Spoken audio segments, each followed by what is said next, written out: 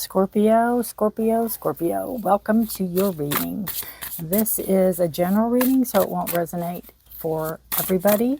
This is for July 2025, or really whenever you get this. It won't resonate for everybody, so please take what resonates, leave the rest. Feel free to check your moon and rising, your Venus, to see if there's any more information in those readings for you. If you're new to my channel, welcome. If you are returning, welcome back. My name is Rudi. I appreciate all of you being here. Wow, we have two major arcana. Right out the bat, we have the moon and the chariot. Oh, wow. I've got goosebumps. That's crazy. Crazy, crazy. We have the moon energy. Moon is a card of Pisces. Chariot is a card of Cancer. The moon is your issue, central to your issue, central to what's going on with your life right now. And it is a card of dreams. It could be lucid dreaming. It could be a card of paying attention to your dreams, of going in and having a pad and paper by your bed in a clear area so you're not knocking down lights and everything. Some type of night light that you can turn on and write down your dreams. There could be answers to what you are seeking in dreams. You could be dreaming a lot, which that's what I'm doing. I'm Scorpio. I'm dreaming a lot and bizarre, long dreams. It's like I wake up tired because of the night I've had. The moon's also a card of deception. There could be something going on behind the scenes that you're not privy to, and then the moon can show you the path, show you the way, show you what's going on. Also, we have moon energy in July. We have a full moon in Capricorn on the 10th. And then we have a new moon in Leo on the 24th. And the full moon in Capricorn talks about celebrating your accomplishments, your progress, recognizing the importance of bringing in balance and rest to your life. Using this full moon's energy to honor your hard work. So really give thanks to what you are creating during this time. And the new moon in Leo is bringing you a step closer to your personal power and your creativity. And to let that shine, let that, focus on that, let it shine. And Leo has very bold energy. So you want to encompass that kind of energy with the moon. What crosses that is a chariot. So this is about moving. It's either moving forward or it's crossing it. So it's hard for you maybe to go forward, or hard for you to get out of this almost like daze or dream-like sleep. The chariot is like, this is, she put fire under all this. So it's fast-moving energy. It could be where you've been in a slump and this card is going to ignite some fire under you. So maybe you won't be sleeping as well or as much, but maybe you'll be getting some work done or getting something accomplished more so than you were prior. Maybe ideas will come through. Maybe you'll have some type of breakthrough. If you are like writing and you have writer's block or something like that, you might have a breakthrough coming up here. But it's definitely a card of moving forward. And it's, if you are being sluggish, or you're being slow, or you're being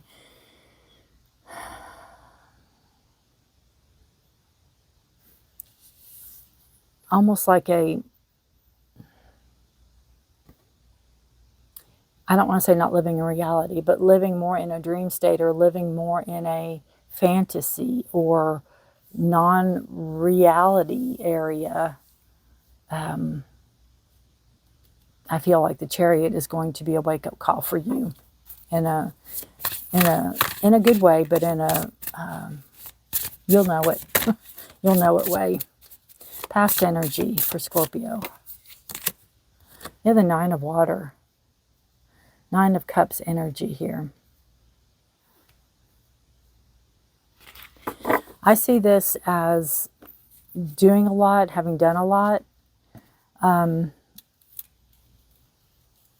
I don't want to say boredom, but, maybe now what's next, maybe trying to figure out what's next. using the knowledge you had to propel yourself forward. And maybe you're just in this, I don't want to say stuck space, but the space of, let's see where we go. Maybe not ready to move yourself forward, and the Chariot's going to go, yeah, you are. Here we go. You know, I'm going to light the way.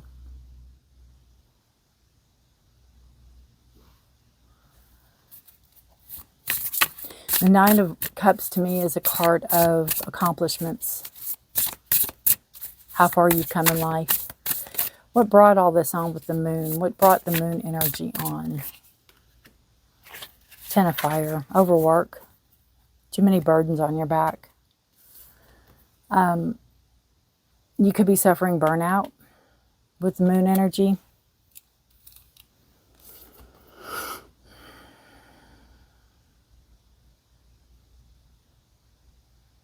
You know, I feel like it's caring for everybody, doing things for everybody, doing everybody's job, doing what everybody else is supposed to do, taking on responsibilities that aren't yours to take on.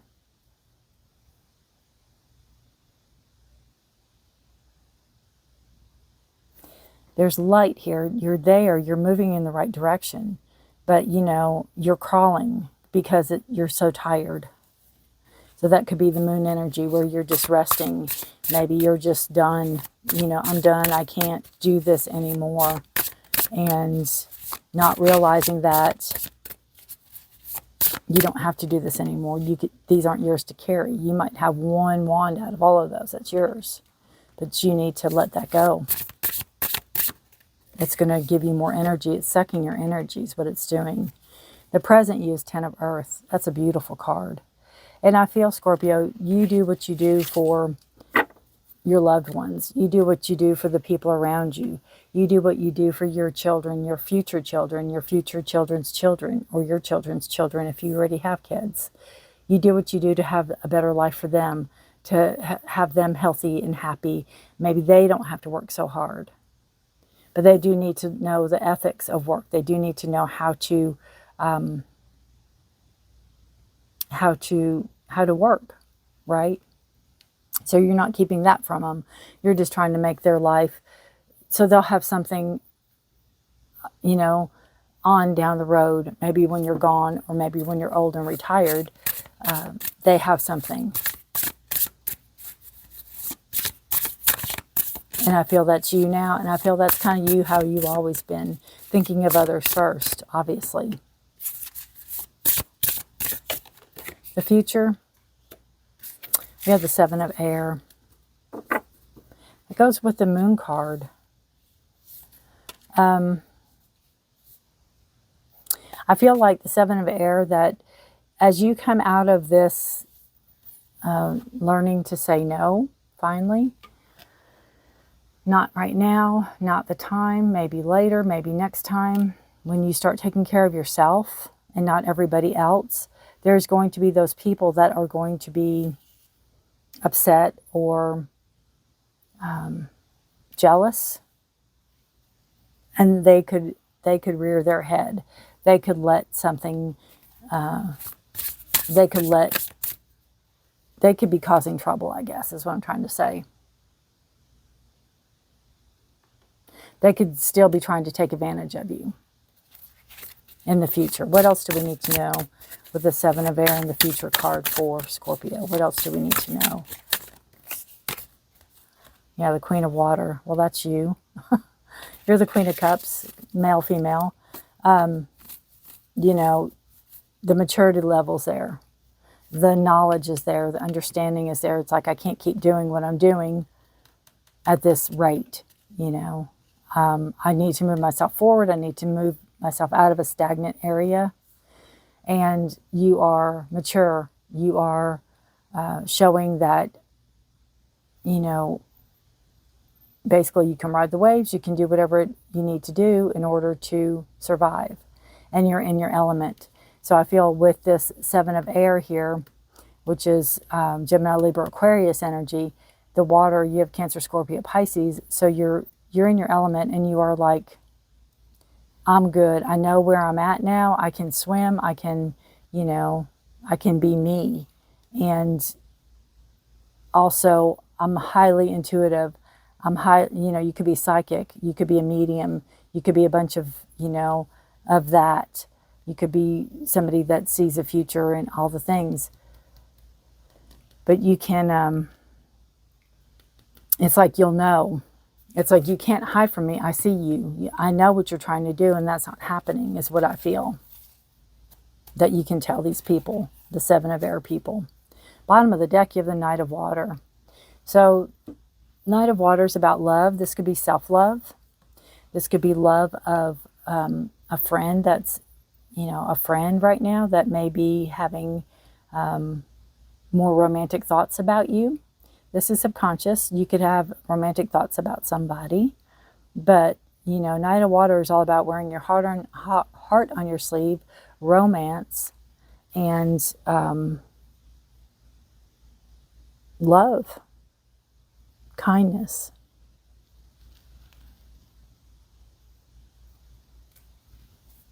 And again, the water. All right.